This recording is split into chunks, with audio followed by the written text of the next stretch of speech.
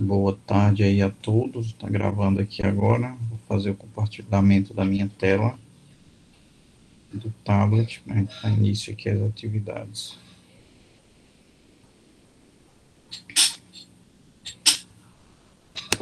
Bem, aqui a gente parou na parte de curvatura seccional, né? Deixa eu ver aqui já na frente. E a gente vai ver se dá para encerrar hoje essa parte das curvaturas.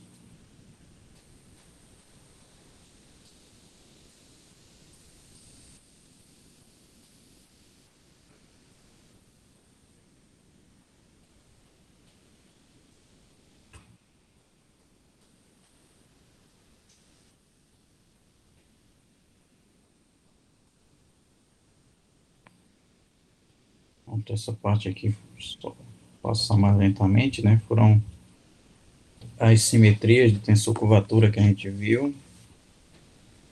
E a gente vai poder calcular aqui ele em coordenadas. E aí, passando aqui mais à frente, vou até colocar aqui para editar já. Aqui a gente tem uma expressão em termos dos símbolos de Christoffel, né? A gente viu na última aula, antes da aula de exercício, que é simetrias em índices. E aqui a gente vê a curvatura seccional, né? Então, essa curvatura seccional, a gente deu uma trabalhada sobre ela no início, né? Mas aí eu vou dar uma pequena revisada sobre essa área aqui, né? Você vai ter dois vetores aqui, x e y, e define a área desse paralelogramo, assim, o vetor x e o vetor y. E aí você diz, mas esse desenho isso aqui é no TP de M, né? TP de M tem dimensão maior, mas aí você só considera o espaço gerado por x e y, e aí você está num plano. E você está num plano, pode ser o próprio R2, que aí é esse desenho mesmo aí, não tem muita dificuldade. Aqui, claro, você botar a origem, mas nesse sentido a área ao quadrado é dado por essa expressão aqui, que a gente pode obter, que vai ter a ver com o seno dessa função, dessas expressões aqui, né? Porque se você tiver isso daqui dá o cosseno da norma de x vezes norma de y menos o cosseno. Então, isso daqui implicaria que x, y ao quadrado é igual a 1 menos cosseno de θ vezes norma de x ao quadrado, norma de y ao quadrado. E aqui, deixa eu ver aqui, menos cosseno. Sim, pessoal, aqui tem um erro, né? Que tem um quadrado também, né? Então, cosseno ao quadrado.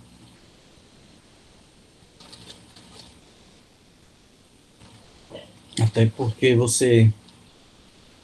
para ver o erro dessa expressão, basta você multiplicar, enfim, na verdade aqui as duas expressões. Então, usando a identidade fundamental, a gente vai ter isso aqui, né? X terno y. Isso aqui é seno ao quadrado de θ, que é o ângulo entre os dois vetores, x ao quadrado, y ao quadrado, usando a identidade fundamental, né? Bem, então, para um plano, aqui o Manfredo ele fala de superfície parametrizada, né, nesse espaço tangente aqui. Você pode pegar a superfície parametrizada através da exponencial, mas enfim, você vai ter a curvatura seccional definida de maneira algébrica por essa expressão aqui em cada espaço tangente, para cada par de vetores x e y, né? Claro que se o x e o y forem LD, essa área é zero, né? Então, se essa área for zero, não faz sentido. Então, tem que ser dois vetores LI. Por isso, essa curvatura ela não depende da escolha da base. E mais ainda, isso daí é um exercício aí, mas o Manfredo coloca, é que você vai ter que, para levar uma base em outra, você vai ter que trabalhar com as expressões x, y isso daqui ser transformado em x mais lambda y, e aí você vê que esse tipo de substituição, se eu puser, por exemplo, aqui x til, y til, na verdade aqui você vai ter o mesmo valor, né? E aí, assim sucessivamente, você vê que não depende da base escolhida. Então, você define, já que não depende da base, né? O número k, que ao invés de você dizer que ele depende de x e y, ele depende do plano tangente, né? Porque uma base determina um único plano tangente. Agora, claro que um plano tangente não determina uma única base, né? Existem infinitas bases para cada plano. Para cada... notem que a gente está no TP de M, ele fala subespaço e plano de subespaço. Na verdade, você tem algo sigma contido em TP de M, e aqui essa dimensão aqui a dimensão do TP de M é N, dimensão N em geral, né? Esse N aí, claro que para fazer sentido essas definições tem que ser maior ou igual que 2, e aí, de fato, quando N é 2, a gente tem superfície e tem a curvatura de Gauss usual. Porém, o interessante aqui, quando N é maior do que 2, e a gente tem essas curvaturas seccionais, que dependem do plano. Então, o plano é essa ideia. Você faz uma secção do plano do espaço tangente em um plano, e aí você tem uma curvatura para aquela secção. Bem, então aqui tem o lema 7, que ele é bem interessante. Aqui eu vou detalhar esse lema, que é o seguinte: a gente pega a dimensão maior ou igual que 2, né, n, e a gente tem duas expressões puramente algébricas aqui, né? Esses operadores aí são lineares, são aplicações trilineares, tais que as condições A, B, C e D da proporção 16 são satisfeitas, né? Então, vamos só relembrar aqui a proporção 16, que é aquelas simetrias, né? Aqui, pode imaginar essas simetrias aqui, ou essas aqui. Então, se elas têm, lembrando, Jacobi, aqui, essa identidade aqui, Jacobi ou Bianchi, né, na verdade, essa aqui trocando os primeiros dois índices, você troca o sinal, antissimetria, nos dois últimos, e trocando par, o primeiro par com o segundo par, você tem uma simetria, né? Enfim, nessas condições, baixo, digamos, supondo essas condições para o R e o R til, são operadores lineares, né? Vejam que ali estão em campos, e você vai definir K e K' definidos como a curvatura seccional, ou seja, definimos, digamos assim, K' de X, Y, igual a R de XY dividido por x interno y ao quadrado, e a mesma coisa para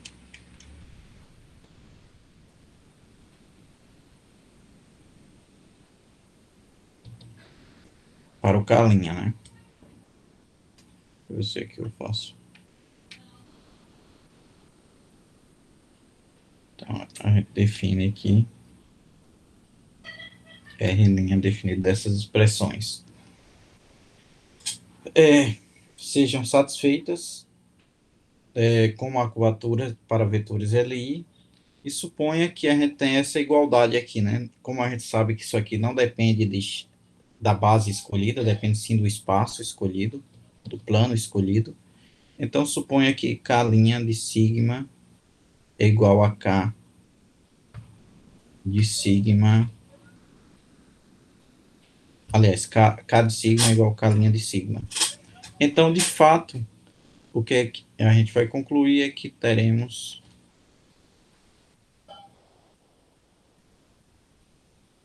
o R igual ao R'.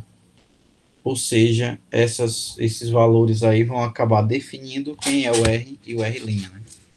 Que a priori a gente perderia informação ao trabalhar com a curvatura seccional, já que a gente está em apenas pares repetidos, né? Aqui você tem, deixa eu ver aqui, tudo bem que aqui Só para relembrar aqui a anotação da gente, né? Eu escrevi aqui em cima R de x, y, meio que no abuso de notação, ZW como sendo R de x, y, Z, e aqui, claro, interno com W, né? Fiz essa identificação. Para que se você tiver o Manfredo, como eu disse para vocês, ele usa a notação assim, x, y, z, w. Ainda parece, se a minha, digamos, tem um abuso de notação, a dele já parece meio que estranha também, onde você simplesmente elimina a função, só tem o argumento, né, que são os 4 vetores. Prefiro usar essa aqui de cima mesmo. Bem, então, a gente vai ter essa propriedade aqui,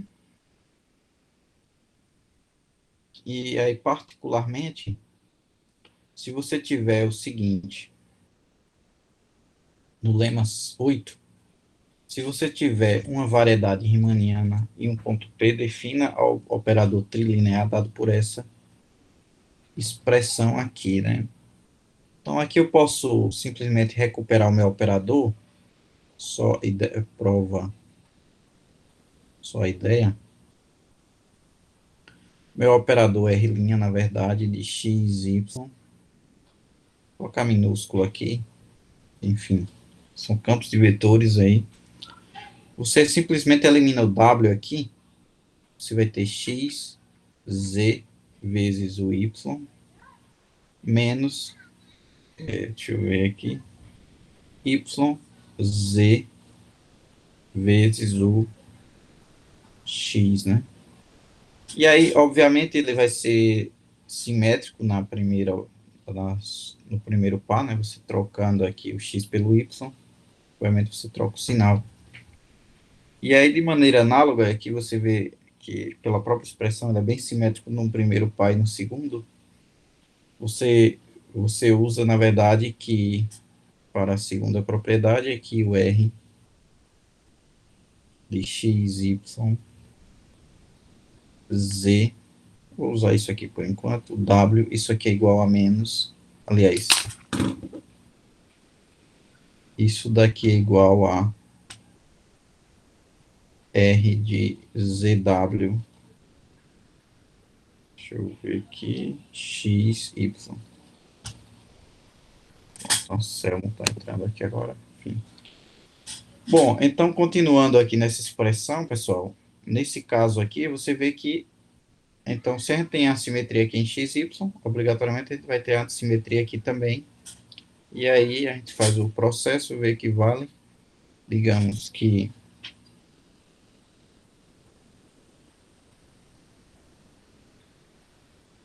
tem uma propriedade meio que redundante aqui, né? Por conta de que, deixa eu ver aqui qual é a propriedade, fica meio redundante. Essas duas aqui, né? Proporção 16. Essa proposição, o item A e B, ele escreve aí tudo bem por uma questão técnica, mas elas são redundantes, né? Mediante a proposição D, né? Porque se há antissimetria aqui nos primeiros, então eu faço a troca em par, faço digamos assim, a mudança do par lá na frente, e aí, de fato, ele tem que ser menos o outro, né? Então, digamos, essa antissimetria decorre, o A, o A ocorre se somente se B ocorre, mediante D, né? Então, bastaria eu trabalhar com esses três, mas enfim, o Manfredo prefere usar essas 4 simetrias aí, eu acho que para deixar claro também a necessidade dessas simetrias. Bem, enfim, aí aqui nesse caso, esse R, aqui está como um lema, mas de fato ele vai ser como um corolário, faltaria a primeira, né, mas enfim, deixa aí como um exercício, e aí você teria que o R, deixa eu ver aqui, então a M tem curvatura seccional constante, Então, significaria que o K0, que o K de sigma, na verdade, o K de xy, é igual a uma constante. Isso aqui implicaria que o nosso R. Sim, aí, bem, aí aqui você vai ter o seguinte: para R', se você pegar essa expressão aqui, que tem aqui em cima, né?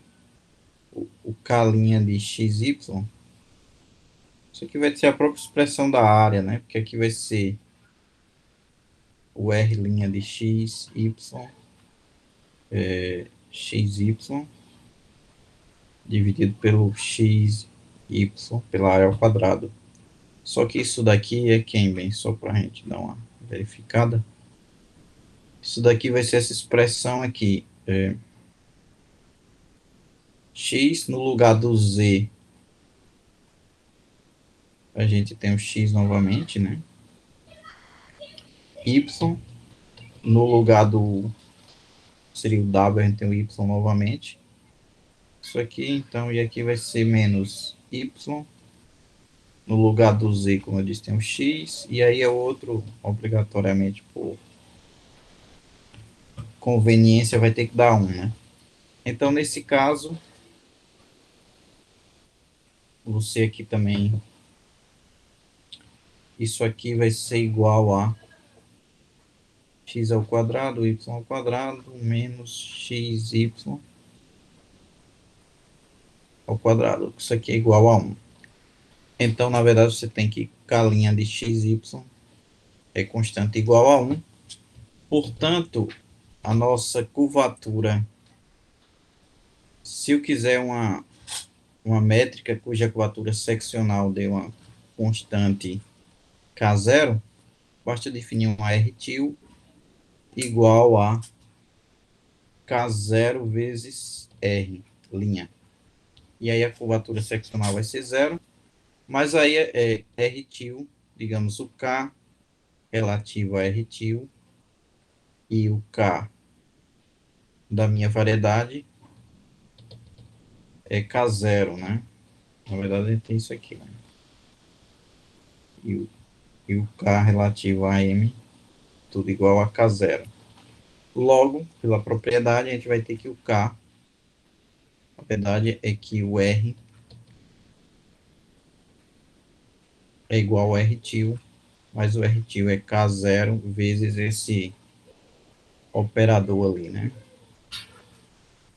Que eu posso escrever x0, xz, y menos yzx. Isso aqui atuando em x, y e z. Eu teria esse resultado aqui para provar essa igualdade das métricas. Bem, aumentar aqui um pouco. E aí a gente teria essa igualdade aqui. Então, é bem só no estilo de um corolário, né? Basta observar que esse operador aqui meio que definindo o operador área, ele vai ter todas as simetrias de uma curvatura, né? De um operador curvatura. Bem, então prosseguindo aqui em índices, se você pega uma variedade, um ponto P, claro que aqui eu estou falando isso tudo em pontos, isso aí em um ponto P, mas aí você pode ampliar para a variedade toda. Então, nesse caso, uma base ortonormal, a gente escreve, se uma base é ortonormal, a área vai ser 1, né? Então, aquele, digamos, E1 interno é J, é I, na verdade, interno é J, isso daqui vai ser igual a 1. Esse camarada aí, porque aí você tem os vetores aqui, o ângulo é 90 graus, e aí, isso aqui dá um quadradozinho de lado 1. Como eu falei novamente, né, você está num espaço tangente de uma variedade, mas não importa, você tem dois vetores, você está no plano. E se você está no plano, você está no R2, porque por isometrias, né? Pelo menos no meu sentido aqui da observação. E aí a gente tem essa propriedade aqui. Deixa eu ver aqui uma coisa. Isso. Pronto, então aqui a gente vai ter essa igualdade, né, o RJKL, e aí fazendo a substituição, claro que essa métrica, os operadores lá vão dar o delta e J, e aí você vai ter K0 vezes esse camarada para uma base ortonormal, sempre, né, você vai ter essa. Agora, notem que isso aí ocorre apenas no ponto P, certo? Senão, a gente teria... isso aqui é interessante, porque para cada plano tangente, a gente tem uma curvatura seccional distinta. A priori, digamos, não necessariamente elas vão ser todas iguais. A gente vai ver quando elas forem todas iguais, em todos os pontos, essa variedade vai ser chamada de curvatura seccional constante. Tem um lema que diz que, de fato, esse lambda vai ser uma constante, né? Porque aí você tem em cada ponto, você teria uma função k psi de m em R, onde k de p é igual a k sigma de p. Ou seja, suponha que ela seja constante nessa última variedade, né? Nessa última variedade não, nessa última entrada aqui, que é um plano, né? Se você pensar como uma Grassmanniana, que a gente não chegou a falar nisso, mas, por exemplo, o espaço projetivo é um exemplo de Grassmanniana. Quem trabalha aí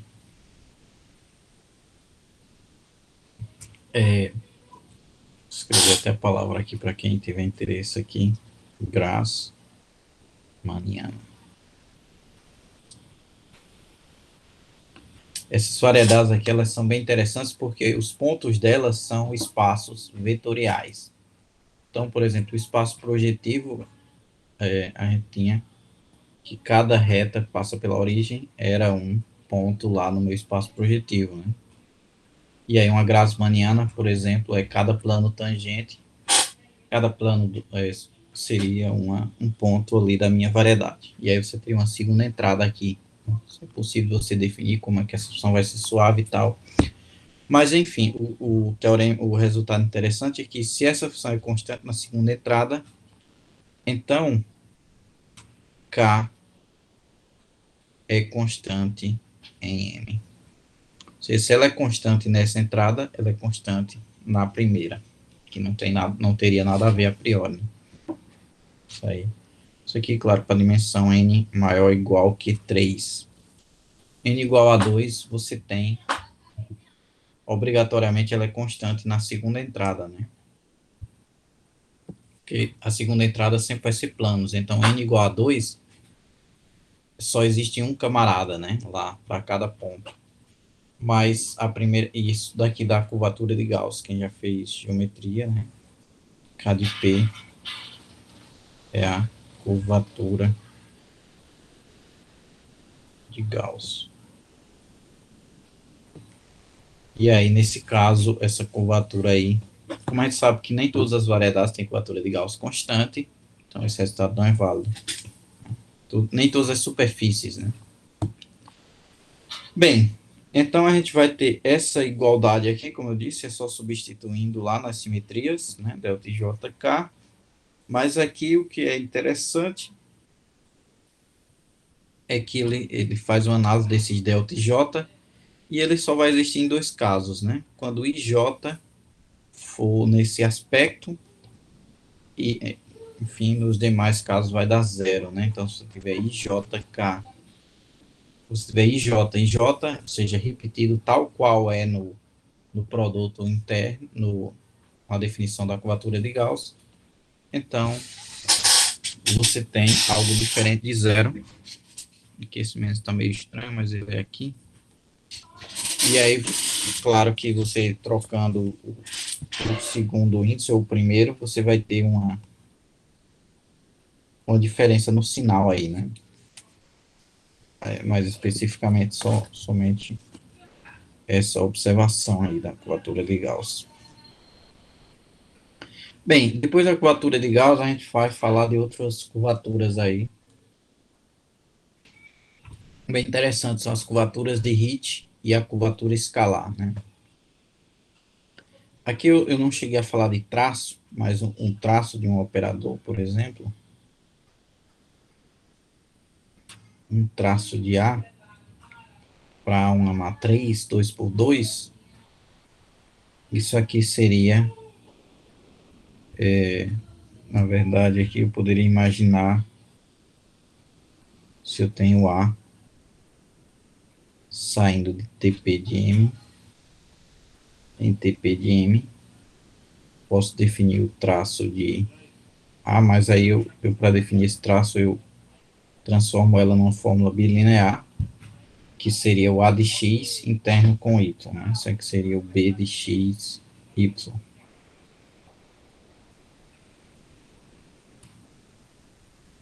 Então, para eu fazer um traço, eu preciso de duas coordenadas. E aí, o traço de B, chamado TR de B, simplesmente é a soma da diagonal principal, né? Numa base ortonormal, né? Porque esse operador, eu posso escolher aqui, como vocês lembram, aqui eu tenho uma métrica, eu posso escolher uma base ortonormal, e aí esse traço vai ser simplesmente essa soma aqui, aí, I, J, e aí, deixa eu ver aqui, pronto, repetido. Então, aqui seja ZI uma base ortonormal,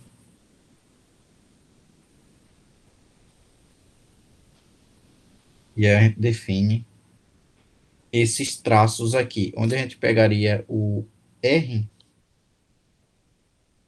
fixaria esse operador aqui, dado X, né? Vou ver aqui, dado X, fixe, um certo operador B, que depende do X, aqui eu vou ter que mudar as coordenadas, mas U e V, isso aqui é igual ao R de X, deixa eu ver aqui pela operação que ele faz, U, X, V. Então, esse operador aqui, ele faz o traço de B de X, isso aqui seria exatamente igual ao hit de X, isso aqui, como ele tem aqui um detalhe, hit de X em X vezes, notem que aqui ele faz esse traço, mas ele divide por N. Então, o traço diretamente seria igual a N menos 1 vezes esse camarada. Ó, pessoal, esse N menos 1, ele é simplesmente uma média. Tem um detalhezinho aí que é o seguinte, lembre-se que o X tem que ser diferente de zero aqui em alguns aspectos, ou então vai dar tudo zero, né? Então, se der tudo zero, se o X é zero, então as duas expressões aí são zero, então esse N menos 1 aí tá, digamos, sobrando na vida. Mas se o Ô, X é professor, diferente de zero, oi? é como se fosse o número de parcelas ali. É exatamente, é o número de parcelas não nula, né? Porque a gente vai ter sempre essa identificação, né, Giovanni? Que você vê que aqui, nesse somatório, a priori você tem N parcelas, né? O I está variando de 1 até a dimensão da variedade. Porém, se eu pego Z0 igual a X, normalizado por X, que aí, como eu disse, se o X é zero, então ali sobra tudo, né? Fica meio que de fora. Porém, na verdade, Z0 não, Z1, né? Chamado Z1 mesmo. Quando eu fizer o hit de... Quando eu fizer o hit, não. Quando eu fizer o R de X, Z1, aqui de novo X e aqui Z1, eu vou ter, na verdade, igual a 1 sobre esse X2 aqui sairia R tudo X aqui, né, pessoal? Como o nosso operador é antissimétrico, isso aqui dá zero, né? Ele é antissimétrico nas duas primeiras entradas e nas duas segundas, nas duas últimas. Então, uma dessas parcelas aí obrigatoriamente é zero, então ele faz a média apenas das parcelas não nulas. Certo, pessoal? Em alguns textos, vocês podem encontrar o HIT simplesmente não normalizado. Né? Sei como vocês trabalham em geometria diferencial, do curso de superfícies, a gente fala curvatura média, né? Que a gente faz o K1 mais K2 sobre 2, né? Curvatura média faz a média de K1 e K2. Em geometria riemanniana, a gente pode muitas vezes, como vai ter n dimensões, fazer K1 mais K2 mais Kn. E não dividir, né? Então, fazer simplesmente essa soma. Mesma forma, pode em algum caso vocês encontrar o HIT como sendo apenas o somatório de ER, XY, de X, Z, ZI, X, ZI. Onde não necessariamente faria essa média, né? Eu coloquei N-1 fazendo a média. Porque só existem N-1 fatores não nulos. Bem, aí passando aqui para o R é bem mais simples, né? Porque aqui eu fiz XY, aliás, XX, mas vocês observam que aqui eu tenho naturalmente um operador bilinear, né? Se no lugar do X eu colocar um Y, né? Se você no lugar do X você coloca um Y, tem um operador bilinear e a gente pode fazer o mesmo aspecto aqui, tirar o traço. E aí, novamente, ele faz a média, divide por N. Note que dessa vez, você vai ter N valores não nulos. Porque aqui, mesmo que você tiver aqui para Z variando de 1 até N, esses valores aí podem ser diferentes de zero. Como eu disse, no HIT, essa soma aqui, uma dessas parcelas obrigatoriamente é zero, já que no HIT não há obrigatoriedade de uma parcela ser zero. Né? Eventualmente, a variedade pode ter a curvatura zero, e aí tudo aqui é zero, por exemplo, do espaço euclidiano, né? A gente chama de variedade flat. Uma métrica flat, na verdade, é que é uma métrica riemanniana. Mas, enfim, então, nesse aspecto aqui, a gente faz o HIT, a curvatura escalar. E aí, notem que o R, para vocês, só escrever aqui a expressão, o R vai ser uma função que sai de M em R. É uma função real, certo? Uma função escalar. Vai ter essa propriedade aqui. E aí a gente vai ter aqui em coordenadas locais essas expressões aqui para o HIT, né? Que aqui, essa notação aqui já seria para as coordenadas do HIT, né? Já é a observação de como funciona. E aí a gente tem deixa eu ver aqui, essa expressão. Se você pega esse HIT aqui, a gente coloca em vetores I, K.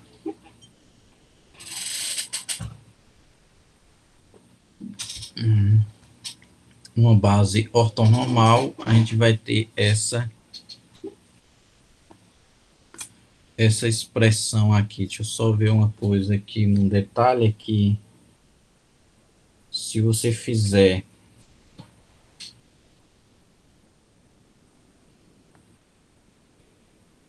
deixa eu ver aqui, faltou meu texto.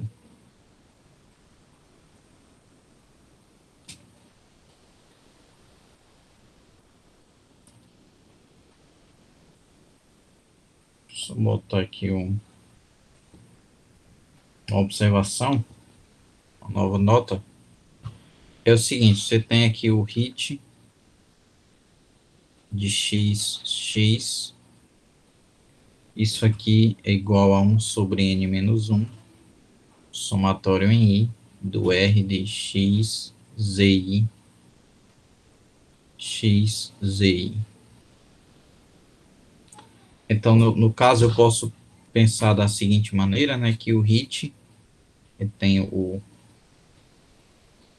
R de xi aliás, o R de EI, EJ, EK. Isso daqui, como a gente já viu, vai dar um vetor que vai dar o somatório de R, L, EI, J, K, vezes o E, L. Né? Isso aí escrevendo como combinação linear dessa base aí.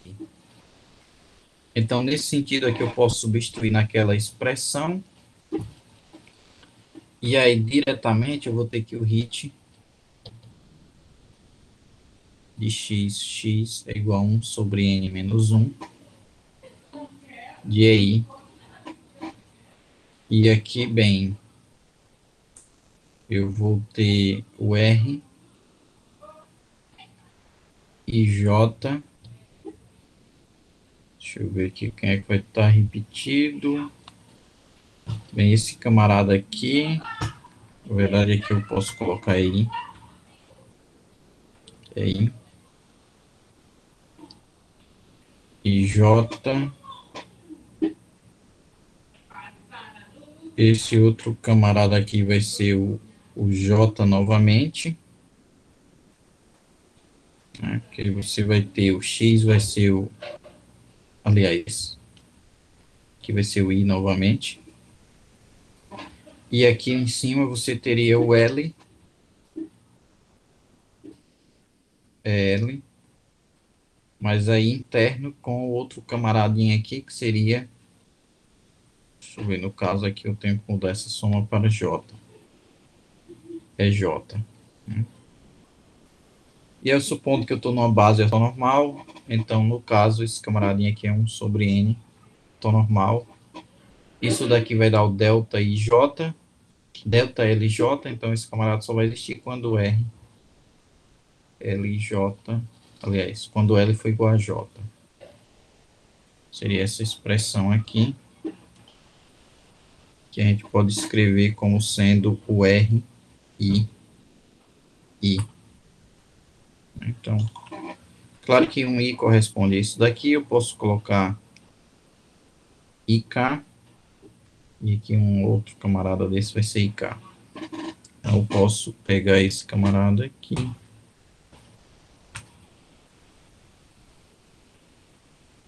Deixa eu copiar. E aí eu levo para as minhas notas.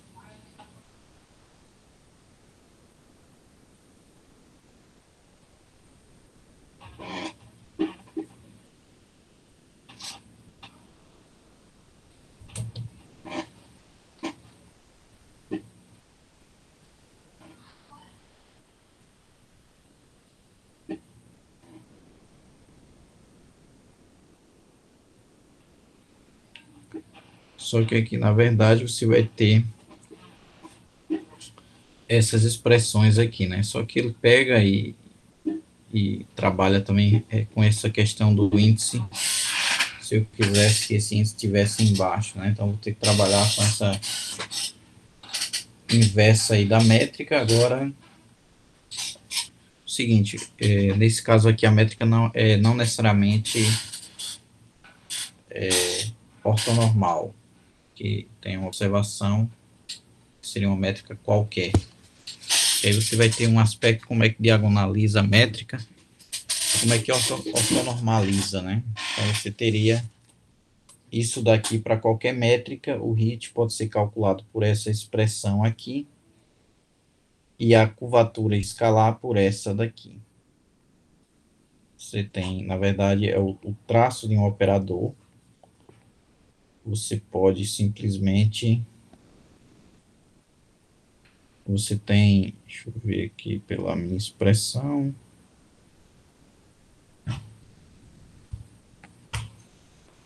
Você vai ter que o traço de um operador aí. Isso aqui é igual ao G. GJ, AJ, desde que, aí muita atenção aqui, né, por essa expressão aqui, essa GJ é a inversa da métrica, que não necessariamente é uma métrica ortonormal, certo? Quando é uma métrica ortonormal, simplesmente você faz I igual a J, que aqui o G e J,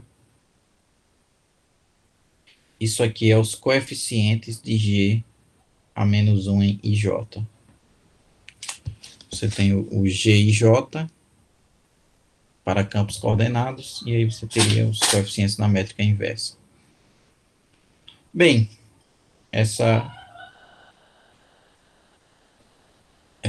operador aqui é interessante, porque aí vocês podem, independentemente da métrica estar ortonormalizada, fazer o cálculo esse HIT, né? Porque no HIT aqui precisaria que você tivesse com uma base ortonormal. Mas aí, mediante essa fórmula aqui, e essa outra aqui, vocês podem fazer o cálculo da curvatura de HIT, simplesmente usando os campos coordenados, né? E aí os campos coordenados vão estar relacionados também com a superfície parametrizada, onde a gente pode fazer meio que esse colchete para uma superfície parametrizada, onde tem esse lema 9 aqui, que é uma maneira de se calcular os campos coordenados aí. Aqui é essencialmente a maneira que a gente faz a curvatura, né? Só lembrando que isso aqui seria meio que um nabla nesse sentido, só para uma superfície parametrizada, onde a gente vai ter que seria uma F saindo de, digamos, UV, aliás, de um aberto U, contido em R2, e indo em M, uma F, no caso aqui, de S e T, né? Pertencente a M, e aí você faz essas propriedades. Claro que o principal fato aí é que o cochete vai ser zero, que é justamente que a gente tem a simetria dessas derivadas aí, né, em funções, né? Que a gente lembra que isso aqui tem um outro componente para a curvatura, que seria o componente aqui do colchete dos vetores, que ficaria meio que del T, aliás, del S, de F, e aqui del F, del T. Lembrando que esse vetor aí tá justamente aplicado nessa F aí, como se você estivesse aplicando a diferencial de F no próprio del S e a diferencial de F no próprio del T. Bem, então, dito isso, a gente passa a uma parte mais específica que eu não cheguei a escrever, mas é a parte de tensores em variedades. A gente tem vários conceitos aqui. Eu vou detalhar aqui numa nova nota, certo, pessoal? Acho que aqui não tem muito espaço. Então, eu vou primeiro trabalhar com tensores em variedades. Aqui seria, isso aqui eu acho que, esse aqui é o título geral da aula, certo? Só que aí a gente vai ver as várias definições dele em formas, definições de tensores covariantes, contravariantes e misto, tensor métrico, derivada covariante de um tensor, a métrica riemanniana é um tensor. Enfim, aqui são os exercícios que a gente fez na última aula. Depois campo de Jacob, mas aí vamos para dar uma introduzida aqui na parte de tensores em variedades, certo? Isso daqui, só colocar aqui o nome, tensores. Muitas vezes eu posso ter até já utilizado a palavra tensores, mas isso aqui é uma coisa que não vem de uma métrica riemanniana, isso aqui vem de uma variedade. Então, tensores. Aqui vocês não me perguntem por que o nome é tensor, né? Se tem alguma tensão, mas isso aqui me parece com vetores, certo? Como eu disse para vocês, se vocês imaginam aqui uma matriz,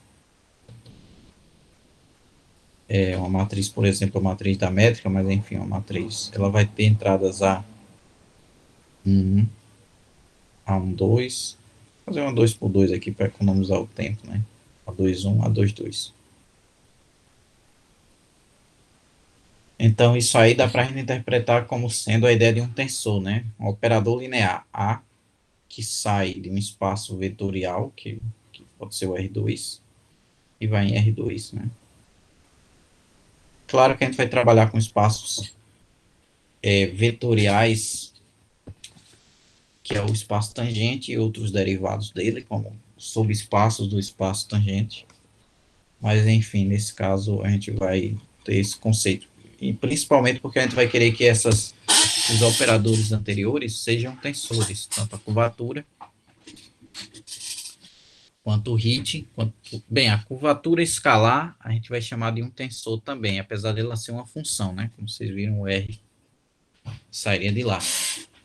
Mas isso aqui a gente talvez fique para familiarizar a ideia de um três tensor, que seria um A, que é o caso do R, né? Que tem o R, I, J, K. Mas abstraia que isso aqui seja o tensor curvatura, seja a curvatura, imagine que é simplesmente uma matriz tridimensional, né? Aqui eu, enfim, aqui eu desenharia o A, 1. Aqui eu desenharia o A, 1, 2. Aqui eu desenharia o A. Deixa eu ver aqui, 2 ao quadrado, vão ter 4 termos, né? Então essa matriz ela tem que ter, no mínimo, deixa eu ver, 8 termos, né? Então aqui seria o A 1, 2, aqui na primeira, digamos, entrada, na primeira leva. Aqui o 2 vai significar que ela tá, é como se eu tivesse duas matrizes, uma na frente e outra atrás, né? A sombra dela. Aqui 1, 2, aqui o 2. E aqui embaixo eu vou ter claramente também o A. Aqui, como eu estou já na segunda linha, né? O A2, 1, 1, como é a matriz da frente. Aqui o A2, 2. E aqui, pessoal, 2, né? Não, peraí, aqui seria 1 também. A matriz da frente. Aí aqui atrás, eu vou fazer umas linhas, depois da ideia de profundidade aqui, né? Deixa eu ver se eu boto uma linha vermelha aqui para a gente ter uma ideia de que a gente está fazendo um cubo mesmo aqui.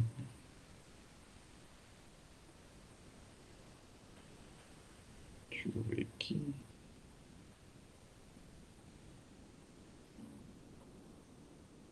E aqui os próximos termos, eles vão estar um aqui meio que escondido.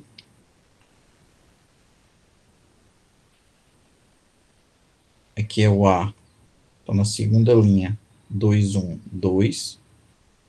Espera aí, deixa eu ver aqui, eu tenho que fazer ele menorzinho.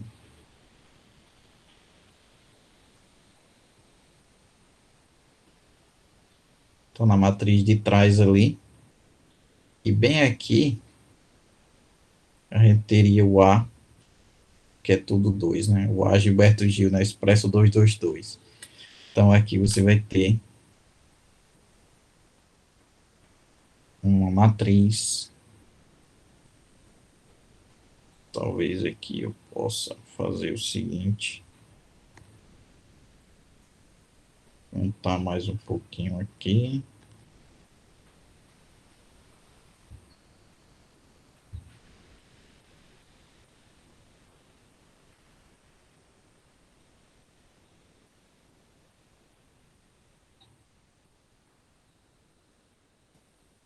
Meio que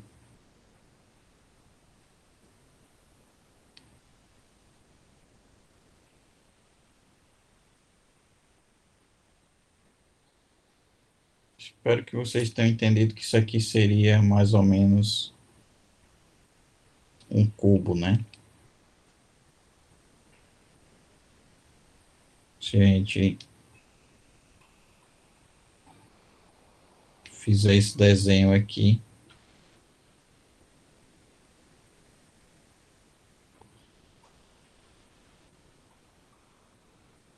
cada... Deixa eu ver aqui.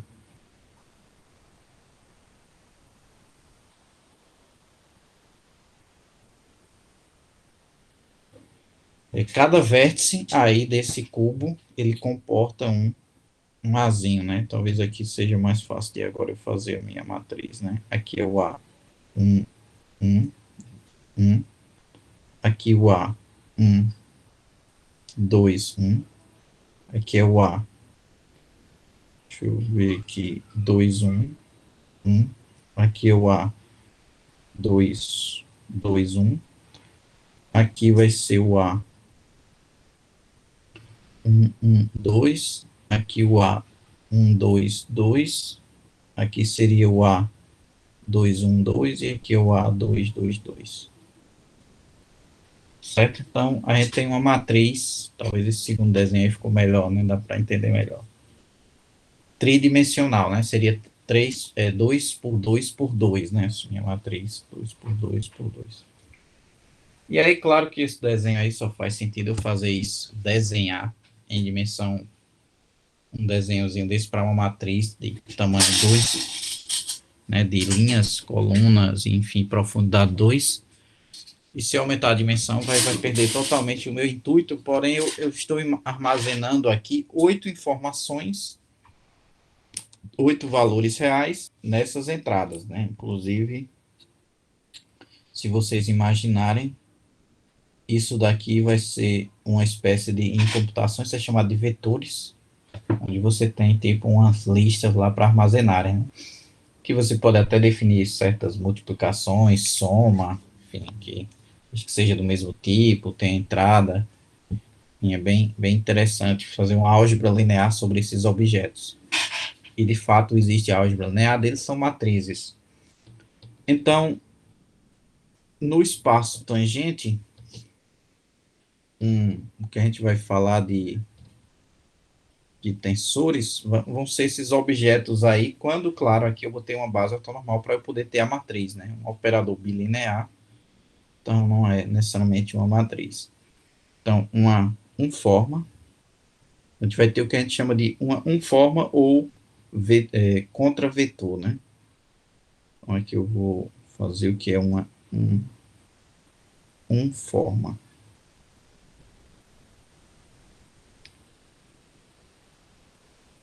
Isso aqui é simplesmente um cara que está no dual do TP de M, né? Então, um forma, então, seja M é uma variedade,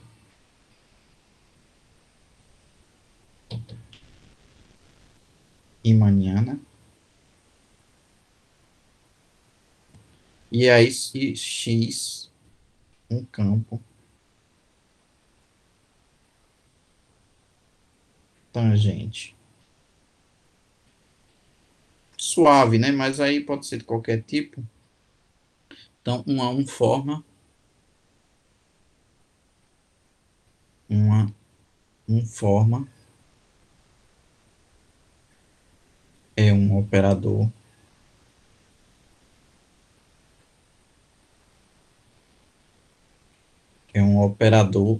que a gente vai chamar θ, que sai de TP de M, e vou colocar o Pzinho aqui, indicando que ele sai de TP de M, e vai em R, tal que θ de P de V, tal que θ é linear. E θ saindo, e θ de X, na verdade aqui, θ de X é uma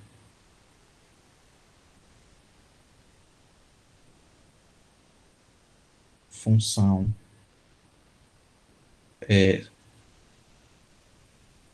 F linear. Na verdade, a gente chamou de sem infinito linear, né? Ou seja, se eu pegar dois campos x, o θ de f de x é igual a f θ de x. E, naturalmente, teta de x mais y é teta de x mais teta de y, certo? Então, você vai ter essas coisas que eu chamo de forma. Só que é um elemento dual, né? Você sabe que teta de P, em cada ponto P, vai pertencer a TP de M dual, né? Os operadores, nos operadores lineares, né? Então, isso aí vai ser a forma. A gente pode escrever também isso daqui, que teta sendo teta de x sendo suave para todo o campo x também suave.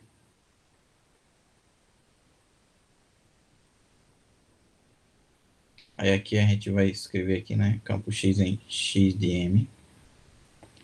Temos, isso aí já diz que o campo é suave. Temos que θ de x pertence a C infinito de m, ou vou só para fixar a notação f de m, né? Eu sei infinito de m, só que na notação de variedades. Bem, então nesse aspecto aí, o que, é que a gente pode dizer? Que essa θ ela é um operador dual, e aí a gente pode, ao invés de escrever θ de maneira geral, a gente pode escrever que θ pertence a notação é essa, né? X estrela de m. E aí, θ é dito uma forma, certo? Ou, se você quiser ver aí, ela é um operador dual, né? Então, vocês têm alguma dúvida aí, pessoal, sobre as formas?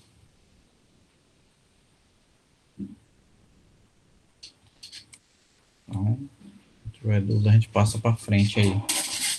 Que a gente vai ter essas formas aí, elas são bem interessantes, porque elas funcionam como vetores, como tensores também. O próprio vetor vai funcionar como um tensor. Bem, claramente, se você imaginar ela como aquela matrizinha, ela é uma matriz que só tem uma entrada, né? E aí seria a multiplicação. Agora, se você fizer essas formas, eu vou ter uma meio que uma dualidade, literalmente, né, entre esses vetores e esses formas e essas formas. E aí a gente vai ter a seguinte propriedade. Isso aqui vai ser um espaço vetorial, né? A soma de forma é forma. E a gente vai ter também o que a gente vai falar de zero formas. O que é uma zero forma, né? A zero forma é justamente um A pertencente aos reais nesse espaço em TP de M.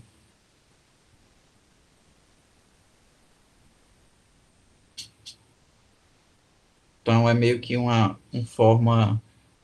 você volta aqui, né?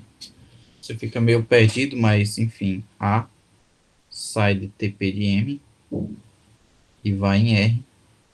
E aí você leva um ponto V em A. Você mete essa funções constantes, né? Só que você, quando você repassa isso a uma variedade, você vai ter que o A depende de P, né? Então, você vai ter que uma zero forma suave é uma função. Quando eu digo suave, é quando eu estendo para a variedade, né? Então, é a função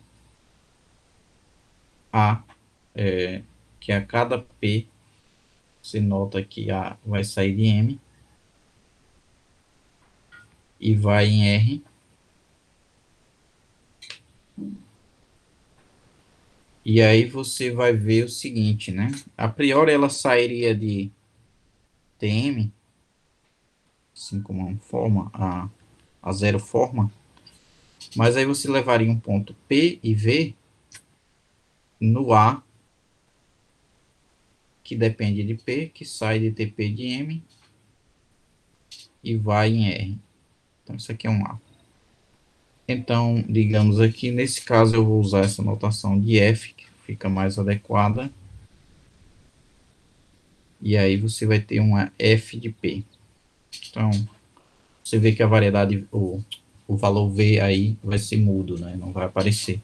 Então, nesse caso, esse espaço uma zero forma, as zero formas são funções.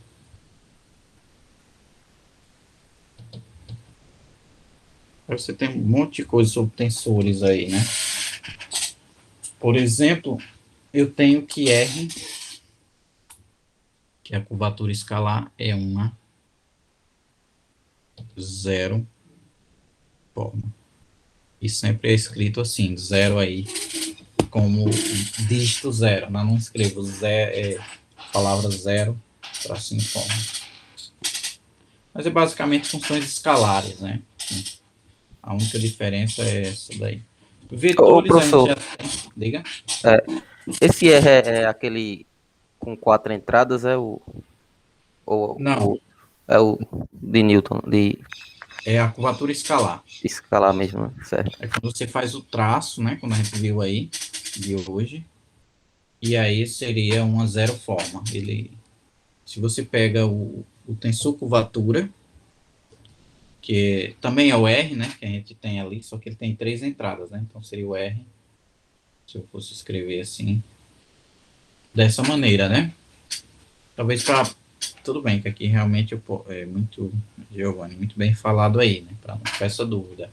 Eu falo aqui, isso é da curvatura escalar. Então, vou até escrever isso aqui, né? R, curvatura escalar. E o nome escalar justamente vem porque ele é um escalar. Então, as zero formas, elas estão associadas às funções escalares, certo?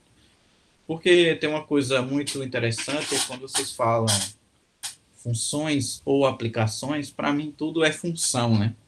Porém, aqui em geometria riemanniana e variedades também, das variedades, a gente fala função para uma função f, que digamos que termina, sai de m em r. Isso aqui é uma zero forma, certo? É uma função escalar. Já a aplicação, por exemplo, se eu tiver uma psi que sai de m em n, mesmo que seja suave ou não, independe do conceito, aqui a gente chama de aplicação, né? Mas, enfim, é tudo a função. Por isso que talvez o conceito zero forma ele é mais preciso do que simplesmente essa convenção de chamar de função, quando é a função real, certo? Mas, enfim, a zero forma elas são apenas um artifício, digamos, de definição para trabalhar com as unformas, porque nas unformas a gente vai poder reduzir o grau dessas formas, a gente vai ter meio que a ideia de 2 formas, 3 formas, e aí essas são as formas multilineares, certo? Então a gente vai ter esses conceitos, que é justamente o conceito do tensor. Então aqui eu vou primeiramente definir tensores. A gente vai definir aqui de 3 maneiras aqui os tensores, porque existem basicamente 3 tipos de tensores: os tensores covariantes, tensores contravariantes e os tensores mistos. Então a gente vai trabalhar com esses tensores dos 3 tipos. Só que o tensor misto, ele vai ser de tal forma escrito que se eu omitir uma coordenada ali, ele vai generalizar os 2 casos aqui, né? Então eu vou fazer primeiro esses casos mais simples e aí a gente faz o caso mais geral, tensores covariantes, certo? Covariantes. A gente tem em mente que a gente trabalhou com a zero forma, um forma, e agora seria a ideia da n forma, né? Fez os mais básicos, que é o 0 e 1. Então, um tensor covariante, eu vou chamar só de tensor nessa seção aqui. Então, um tensor, eu vou só usar o mesmo artifício aqui do copia e cola que a gente tem no TEC, que aqui parece ter também.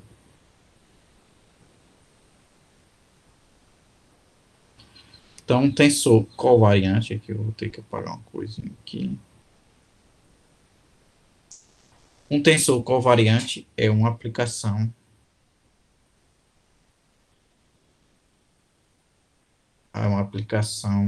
n-linear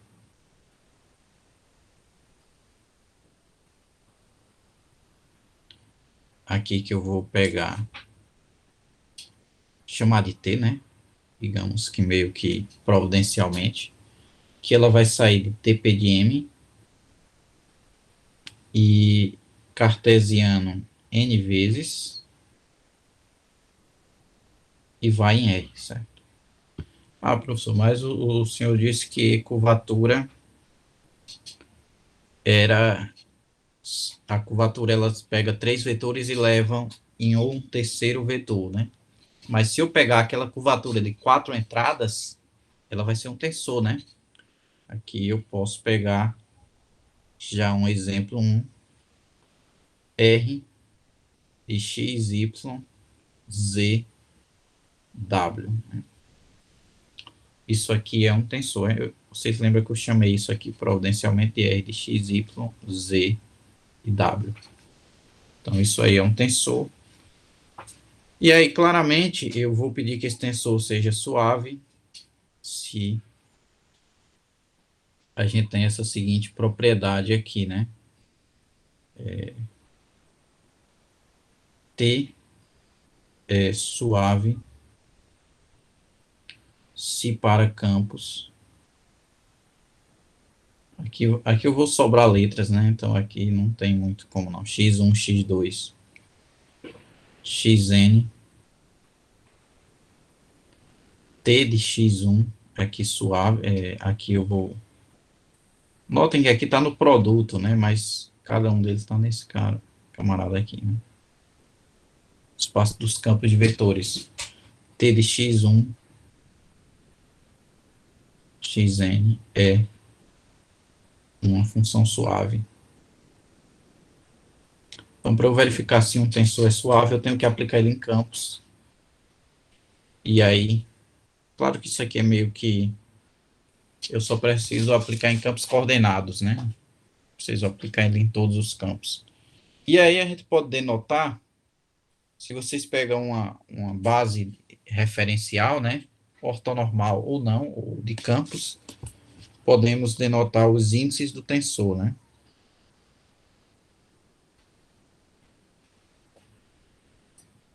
Do tensor covariante, né? A gente poderia ter isso também para as unformas, mas eu não cheguei porque ia dar uma continha mais trabalhosa, a gente vai ver isso depois, mais à frente. Então, os índices do tensor covariante vai ser o seguinte, né? T vai ser para uma base, né? Você vai ter que ter uma base,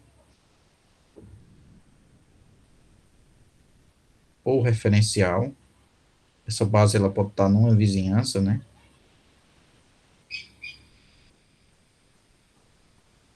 Aqui eu vou chamar de EI, e variando de 1 até N. A gente vai ter o seguinte, né? T, I, deixa eu ver aqui. Ó, pessoal, aqui talvez tenha a ideia de que a minha variedade tem dimensão M, certo? Então, para eu ter uma base do TP de M, vou botar M coordenadas aqui, certo? Notem que esse N aqui nada tem a ver com a dimensão da variedade. Por exemplo, com a curvatura, não quer dizer que a gente trabalha só com variedade de dimensão 4, né? Precisa ter só 4 entradas. Então, aqui, N vezes. E aí, claro, aqui eu vou ter uma pequena mudançazinha de conceito, porque os meus índices, eles vão estar aqui. Se você pegar esses tensores aqui, você vai aplicar, aqui vai ser o I1, I e N. E aqui, bem, aqui não precisa botar vírgula não, né? Isso aqui é o T aplicado em E1, EI1, e aqui vai EIN. Onde quem? Onde EI, onde I1. Aqui eu poderia escrever de uma maneira IJ, mas aqui eu vou colocar I1, I2, IN pertencem a 1, 2, M, certo? Então aqui você vai ter, meio que vai aparecer um bocado de índice aí, meio que complica a observação direta, mas aí você vai ter que, para calcular os índices de um tensor, você vai ter que percorrer todos os índices da base, que tem dimensão M, e aí também os índices das entradas aí, né? Claro que se aqui, por exemplo, eu tiver repetido, não necessariamente vai dar zero, né? Porque o tensor não precisa ser antissimétrico, como o caso da métrica, como o caso do tensor curvatura, ou o caso do tensor da métrica, que é simétrico, né? Então, aqui temos exemplos. Então, aqui mais uma vez, G e J igual a G de del I, del J. Outro exemplo, R e J, KL. Note que ao invés de eu escrever I1, I2, I3, I4, eu escrevo IJKL. Simplesmente porque aqui eu não sei qual o tamanho do meu tensor. Então, o meu tensor pode ter mais de 23 entradas, e aí me faltariam letras, né? Se o N for maior do que 20 e, sei lá, 20 e alguma coisa aí, né? Já que existe alfabeto grego, pode ser 40 e pouco aí, já que pode ser juntar o alfabeto grego e o alfabeto romano, né? Enfim. Então, nesse caso aqui também tem, né? Isso aqui vai ser o R de... Poderia usar o G aqui também, né? O G de R de del I, del J, del K, interno, del L.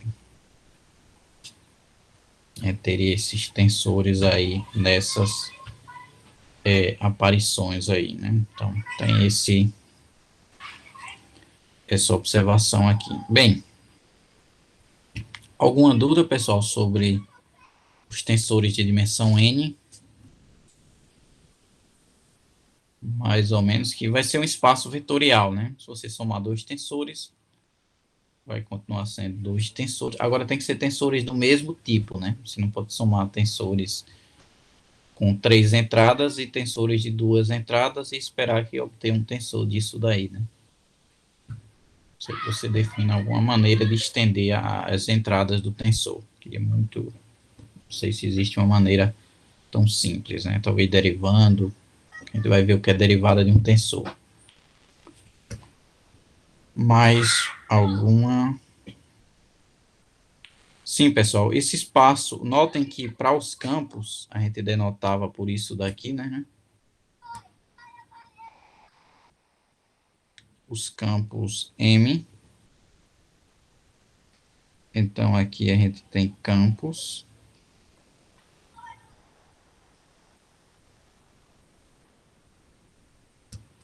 Aqui, formas, né? E o tensor, como é que a gente tem? Bem, enfim, eu acho que é o anil, ele bota um Tzinho assim. E aqui eu posso colocar N tensores, certo? N tensores covariantes.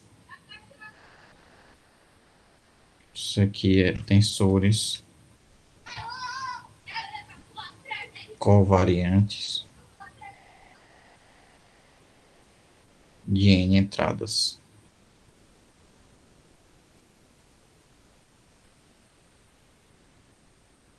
Vou aumentar aqui, o negócio tá meio estranho. Mas, enfim. Então, nesse caso, os n-tensores, a gente pode escrever aqui também. Ó, se você observar, o tal zero, deixa eu ver se eu escrevo aqui, né? De m. Isso aqui é o f, também um f cursivo de m, que é o c infinito de m. O tal 1 de m. Ó, pessoal, um tensor que atua em apenas um vetor, ele é uma. E aí, pessoal, ok? Vocês estão atentos aí para as derivadas, Giovanni, sempre.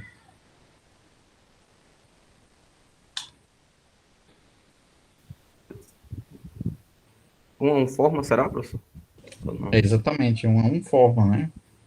Então, aqui vai ser o mesmo campo que esse aqui, certo? O mesmo conjunto disso aqui, só maneira diferente. Claro que quando eu passar para dimensões maiores, a gente pode escrever coisas diferentes, mas aqui a gente pode dizer que também o G, a métrica, por isso que aí fala de o tensor métrico, né? Tensor métrico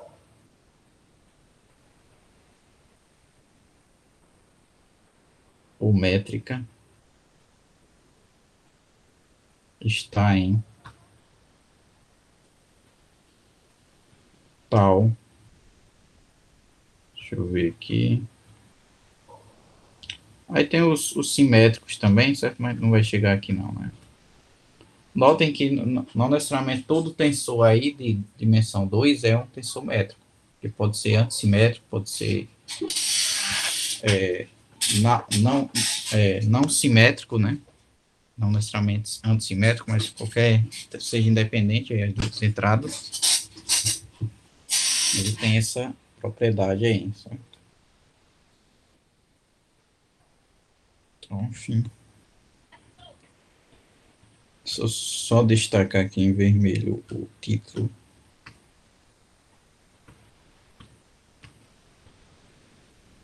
Ver se dá certo aqui. Pronto, isso aqui os tensores covariantes. Bem, tem os tensores covariantes e aí a gente tem os tensores contravariantes também. Certo? No mesmo estilo. É por isso que eu vou definir o misto. Eu acho mais práticos assim, né? Tensores contravariantes. Aqui não é contra essas variantes aí do corona não, mas são tensores contravariantes aí. Pelo menos se tiver com um tensor desse aí, você já fica tranquilizado já. Se tiver com um tensor desse e uma vacina da Pfizer, você pode dormir tranquilo. Bem, o seguinte, o tensor aí, você vai, ao invés de atuar em vetores, você vai atuar em formas, em informas, né? Então, um tensor é uma forma multilinear no espaço dual, seria meio que o dual do dual, né? Então, um tensor é uma aplicação, então aqui é uma aplicação multilinear.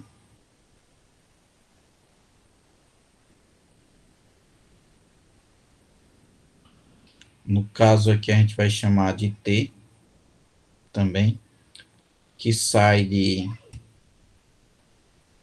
TP de M estrela, ou seja, dual, e aqui TP de M estrela aqui em R. Certo? Ó, pessoal, aqui ao invés de eu denotar por x1, x2, xn, eu vou denotar por θ1, θ2, θn, certo? Aqui é θ1, θ2, θn. E aí o procedimento é meio que similar, certo? Só que muda quem são os camaradazinhos aqui dentro. Ele vai ser suave, se bem, quando eu aplicar em forma suave, em forma suave, ele também seja suave. A notação dele aqui é bem sugestiva também, né? Então, de maneira simples, o T pertence a... quando ele está visto aqui na variedade toda, né? Veja que eu estou pontualizado no espaço dual do tangente, mas eu posso estender ele para a variedade toda, e aí eu escrevo esse espaço aqui, θ, o mesmo T lá de tensores, de M, só que aqui eu boto um zero aqui em cima, e aqui a dimensão. Então, meio que essa notação aqui, esse T, é um T cursivo aqui, né? Não sei muito escrever essa letra, mas é um só. E aí você vai ter essa propriedade, né? Desses tensores aí, né? Exemplo desses tensores, a gente ainda não tem diretamente, a gente não vai se aprofundar sobre isso, mas se vocês olharem o livro do Lee, ele fala um pouco mais sobre isso. Mas uma coisa interessante, voltando um pouco às unformas, é que você tinha o del xi como uma base ali do vetor do espaço tangente, né? Então, uma base coordenada, você pode ter esses camaradas aqui, né? As projeções del xi, que tal forma que isso aqui é de del xj, isso aqui é delta ij, por definição, né? Você define dessa maneira, é uma base, e aí, claro que você pode observar se vai ser suave ou não, de acordo com esse modelo aí. Notem que podemos dizer também, que se X pertence a esse camarada aqui, então X vai pertencer a esse camarada aqui, ele vai poder atuar em uma forma da seguinte maneira, certo? Como foi que eu disse para vocês, a notação aqui em cima tem um zero, e aqui um de M, da seguinte maneira, o X vai sair de TP de M estrela e vai em M, e vai em R, onde o X de θ é quem? É o θ de X. Não precisa nem da métrica, né, para definir esse operador. Quando eu tenho a métrica, eu posso fazer essas equivalências também. Vai ter o sustenido. Eu vou poder a cada, deixa eu ver, cada camarada desse associar um θ. Por exemplo, a gente pode pegar um campo X e aqui definir uma de bemol, que seria uma forma associada a um campo. Aqui, deixa eu ver aqui, uma forma. Enfim, já escrevi errado aqui, porque tem que ser uma forma associada a o campo X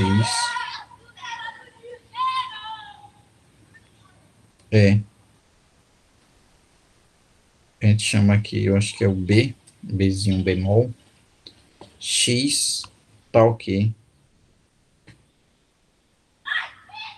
X, deixa eu ver aqui, XB de Y, lembra que ela é uma forma, né? Isso aqui é o G de XY. Isso aí é bilinear, e aí de acordo com a métrica a gente pode fazer essa associação aí de formas de campos com forma, né? E aí você também pode pegar uma ômega em forma e fazer aqui a seguinte, o campo, então um campo associado a uma forma Deixa eu ver aqui. A1. Forma. Eu vou chamar de ômega, certo? Que fica mais legal, a notação é mais usual. É o ômega sustenido, né? Quem toca música aí, eu acho que esse é o símbolo sustenido. É ômega de sustenido, tal que essa ômega ela é obtida pelo teorema de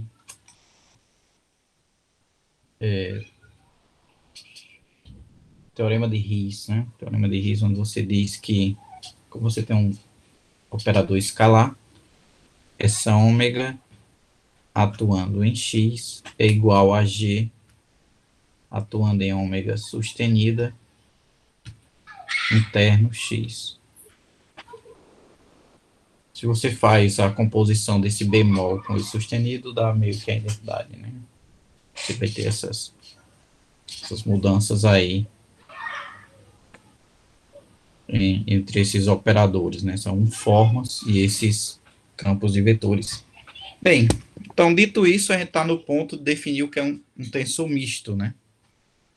Que a gente tem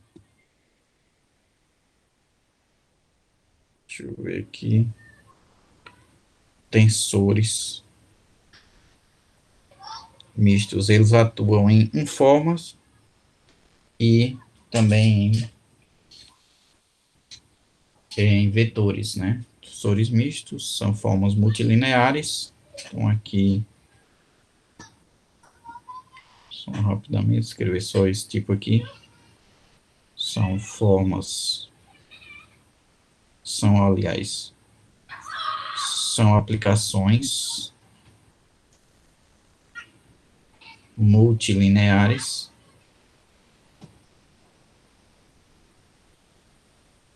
Aqui eu vou usar a mesma notação, certo? T, que aqui vai sair de,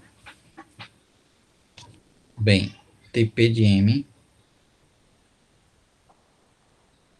TP de M,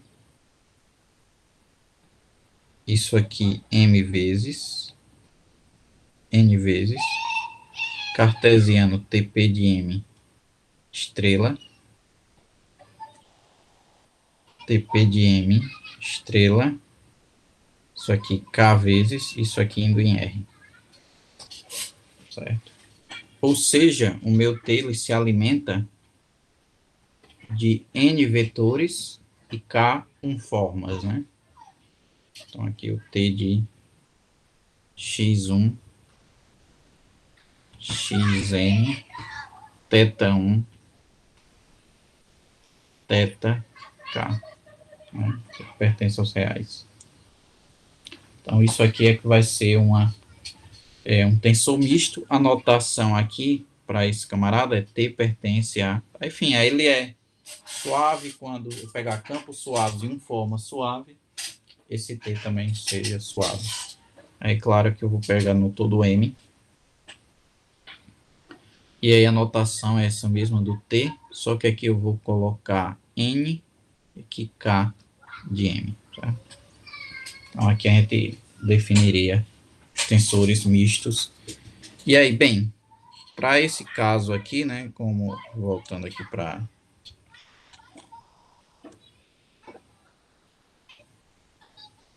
deixa eu ver aqui para as notas de aula,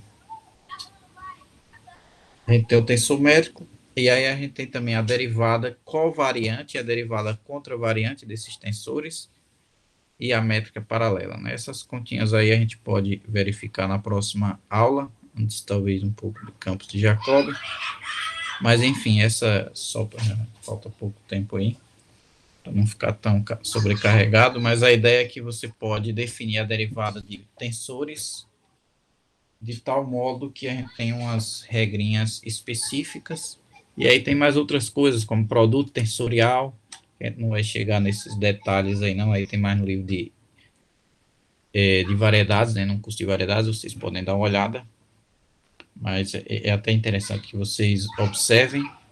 Mas os principais tensores que a gente vai trabalhar aqui são o tensor métrico, tensor curvatura e os traços dele, né, que é o tensor HIT, e o tensor escalar, né, que é uma função aí, não é nem tensor, digamos assim, é um tensor, mas é o mais básico, é a zero forma.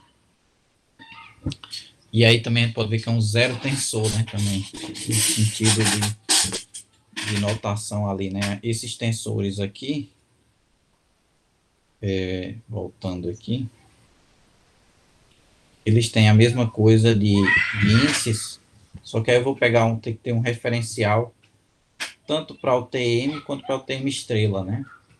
E aí eu tenho que escolher, por facilidade, o referencial dual, certo? Aqui eu pego um referencial de TM e aí eu pego automaticamente o referencial dual aqui em TM estrela. Mas nesse caso, o que eu ia dizer é o seguinte, é que dizemos que, questão de notação, que T é um NK tensor. Aqui. Então, quando você encontrar aí a notação NK tensor, quer dizer que é um tensor que se alimenta. Eu acho que ele fala até de S, né? De N formas, aliás, de N vetores, ou campos vetoriais, e T e K formas, né? K formas. Pode chamar de forma também, né? Fazer como na história. É um vezes qualquer coisa é qualquer coisa, né? Um forma é uma forma. Só que aí você vai ter literalmente, essa dualidade entre esses objetos. E aí na próxima aula a gente vê, digamos, cenas do próximo capítulo aí. A gente vê o que seria um nabla de T. Nabla, primeiramente a gente vai fazer o contrário, né? A gente já sabe o que é um nabla de X, que seria isso, né? Também um nabla de θ e um nabla de um tensor T, né? Aí você vê que tem essas dualidades aí, e também a gente vai ver que para o tensor métrico, o nabla de G é igual a zero, né? Ou seja, o tensor métrico, para uma métrica riemanniana, o tensor métrico é paralelo, né? Inclusive, estou estudando alguns tipos de tensores e variedades não riemannianas em que o tensor métrico não é paralelo.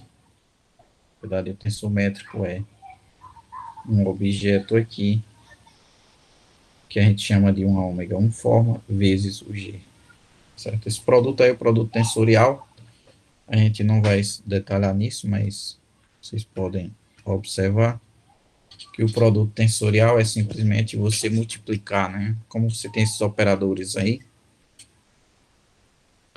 você multiplicaria, digamos, o T, pegar outra letra aqui, né?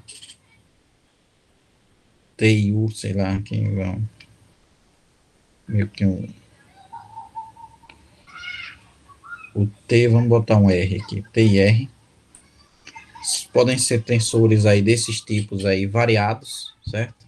Mas vamos pensar para facilitar aqui a conta, vamos pensar que é um K-tensor. Então, aqui um K, na verdade, aqui um N0 tensor, ou seja, T pertence a, a tal, deixa eu ver aqui, como eu falei, N de M, e o R vamos colocar ele no sentido que a gente trabalha ele, como sendo o R dimensão 4, certo? De M. Então, esse tensor aqui ele pertence a tal N mais 4 de M, e aí o tal de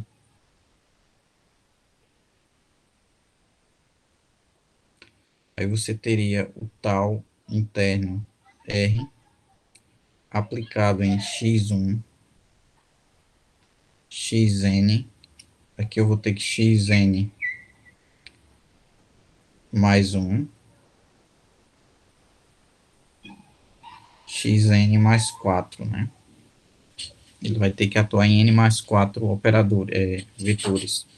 Isso aqui é igual a o t aplicado em x1, xn, multiplicado. Aqui, notem que isso aqui é um número real, então eu posso multiplicar números reais diretamente. R, N mais 1, Xn mais 1, Xn mais 4. Vocês já viram isso aí em álgebra? Vocês estão fazendo álgebra não comutativa, né? Não sei se vê isso. Mas, enfim, esse produto aí também vai ser um tensor, né? Você vê claramente que... Claro que eu botei aqui dimensão n, dimensão 4 por facilidade, mas eu posso colocar quaisquer dimensões, quaisquer tipos. Claro que quando eu fizer a multiplicação tensorial entre tensores, naturalmente, ele vai dar um tensor de dimensão somando tudo, né?